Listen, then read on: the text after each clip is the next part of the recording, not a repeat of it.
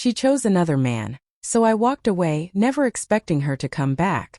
The cafe smelled of burnt espresso and broken promises the afternoon Elena told me she was leaving. Her fingers twisted the diamond ring I'd placed on her finger 18 months earlier, as if testing its weight one last time before discarding it.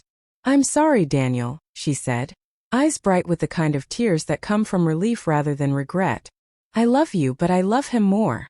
I didn't mean for it to happen." Him was Marcus Hale, venture capitalist, owner of 3 properties before 35.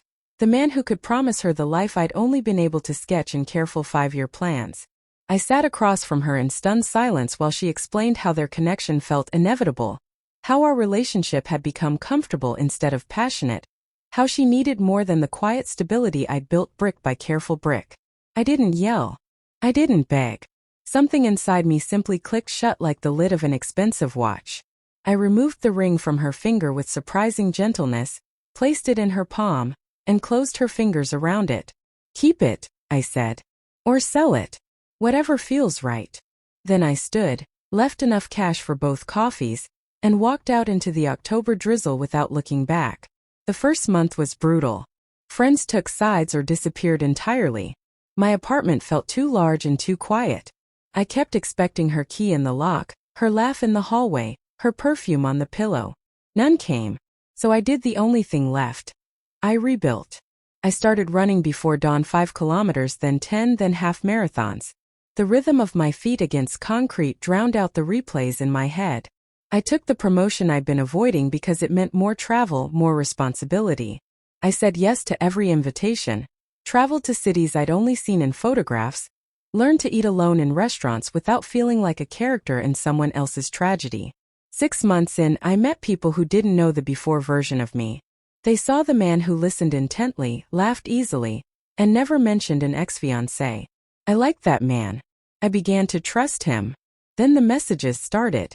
First came the casual ones. "Saw your post from Lisbon. Looks beautiful." Heart emoji. Then, "Miss our Sunday brunches." A month later, "Marcus and I broke up. Can we talk?" I read each one, felt the familiar ache bloom and then miraculously fade. I answered politely when I answered at all. Short, kind, distant. She escalated. Flowers arrived at my office with notes that grew increasingly desperate. Mutual friends became reluctant intermediaries. She says she made the biggest mistake of her life. My old college roommate told me over beers. "She cries when she talks about you." I nodded, finished my drink, and changed the subject.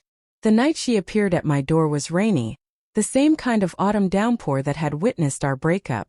She stood there soaked, mascara streaking, clutching the same diamond ring I'd returned to her a year earlier.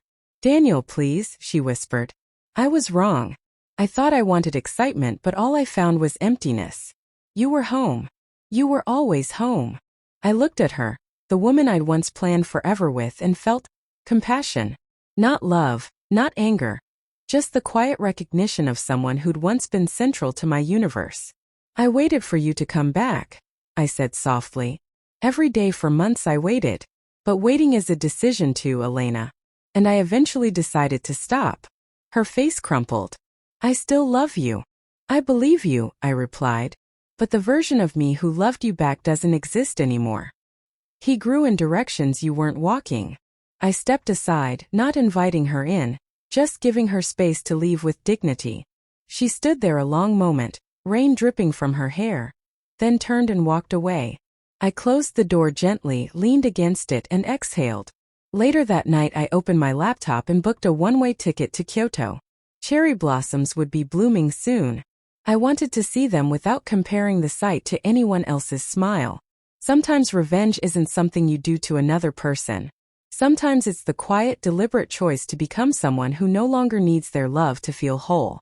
And that, I realized as the confirmation email pinged, was the most devastating thing I could ever do to the woman who once chose someone else over me.